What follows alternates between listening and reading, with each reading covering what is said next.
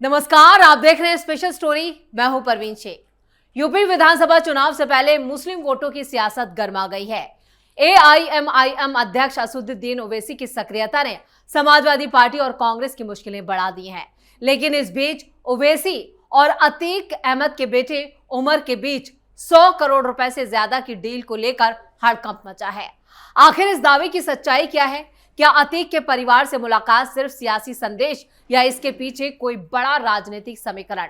जनाजे में एआईएमआईएम की मौजूदगी के बाद शौकत अली के बयान और उमर अली से मुलाकात ने यूपी की सियासत में नई बहस छेड़ दी है।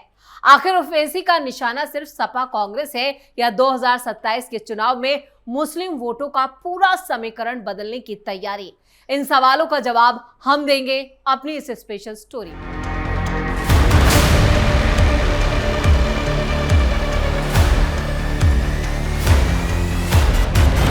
अतीक के छोटे बेटे अबान की कब्र की मिट्टी अभी ठंडी भी नहीं हुई, लेकिन उससे पहले दोनों बड़े भाइयों ने पिता अतीक की विरासत का सौदा कर दिया।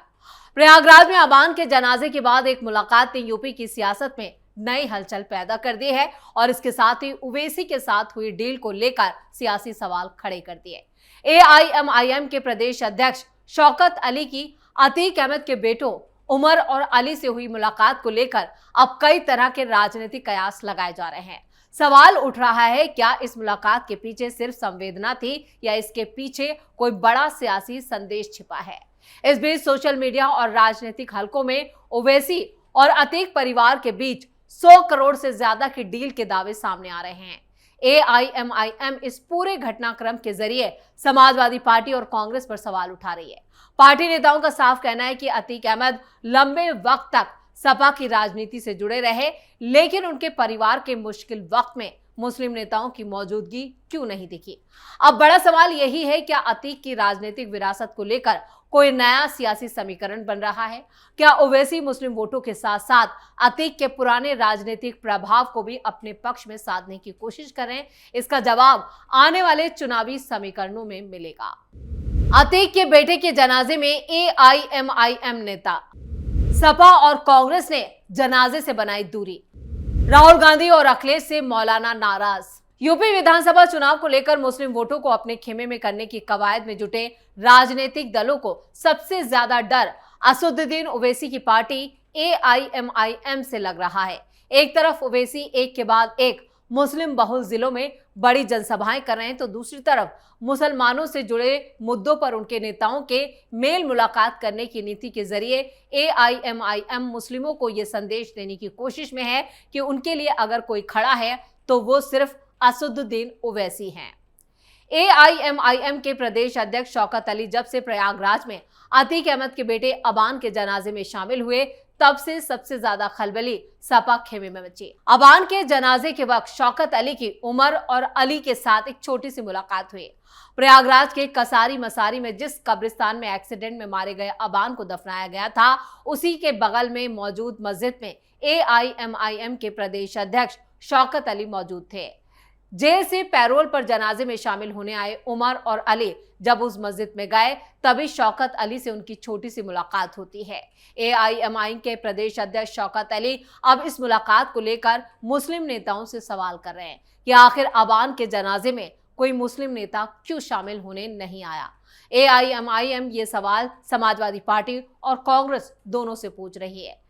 अतीक सपा से सांसद और विधायक रहे थे, ऐसे में ओवैसी की पार्टी का निशाना समाजवादी पार्टी तो है ही, तो सवाल कांग्रेस के इमरान प्रतापगढ़ी और इमरान मसूद से भी पूछकर कांग्रेस को निशाने पर लेने की ओवैसी कोशिश कर रहे हैं। अतीक के बेटों ने ओवैसी को भेजा पैगाम। बहराइच के मटेरा विधानसभा सीट से एआईएमआईएम के अध्यक्ष असदुद्दीन ओवैसी ने अपने प्रदेश अध्यक्ष शौकत अली को उम्मीदवार बनाया है।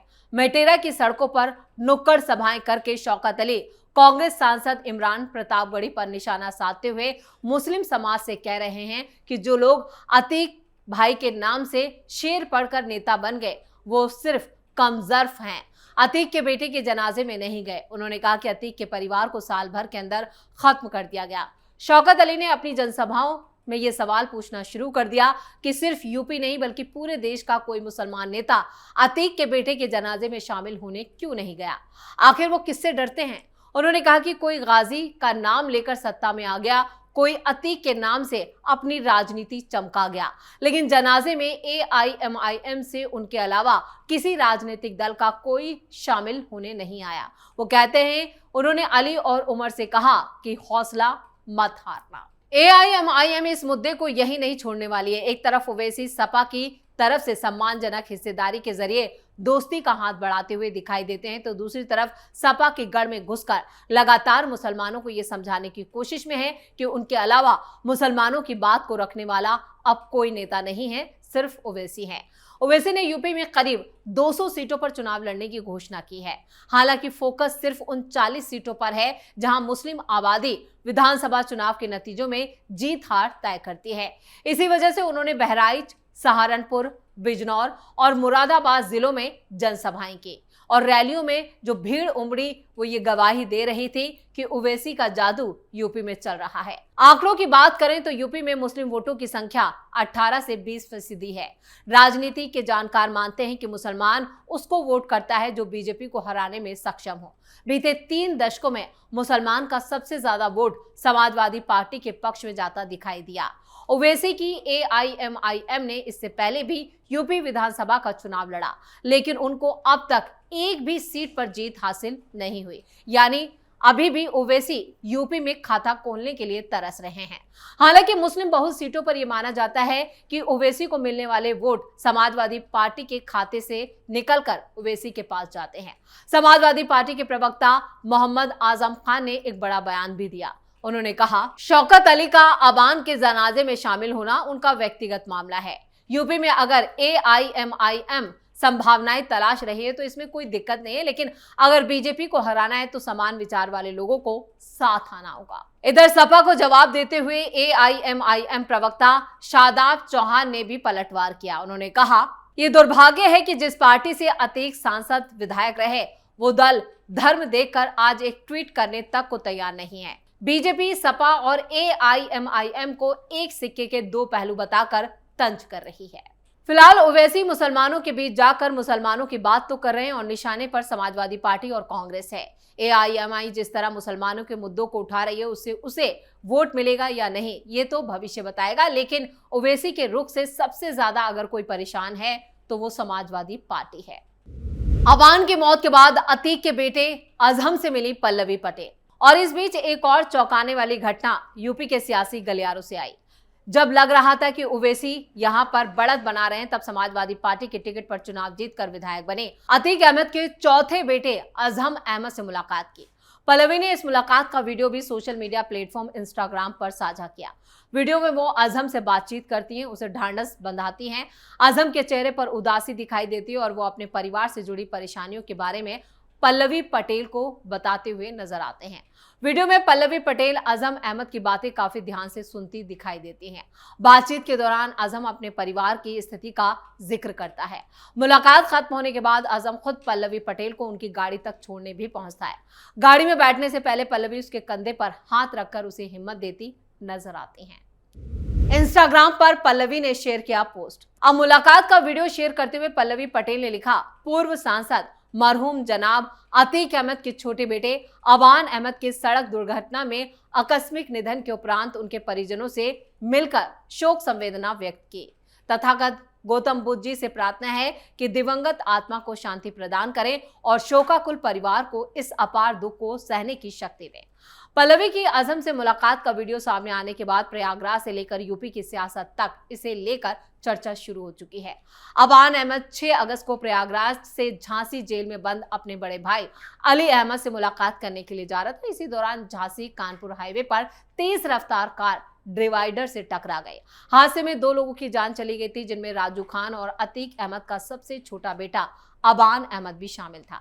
अबान की मौत के बाद से उसके अंतिम संस्कार यानी उसे दफन करने तक सियासी गलियारों में काफी हंगामा रहा और इस बीच जेल में बंद दोनों भाइयों को शामिल कराने के लिए इलाहाबाद हाई कोर्ट में पैरोल की अर्जी दाखिल की गई थी, जिसमें लखनऊ जेल में बंद उमर अहमद और झांसी जेल में बंद अली अहमद को जनाजे में शामिल होने की इजाजत दी गई।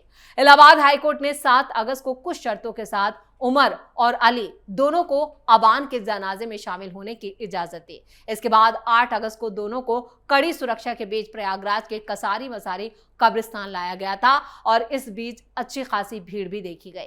इस कब्रिस्तान में अबान अहमद को सुपुर्द खाक किया गया, जहां अतीक अहमद समेत उसके परिवार की 5 कब्रें पहले से मौजूद है। अबान की कब्र उसके पिता अतीक अहमद की कब्र के पास खोदी गई।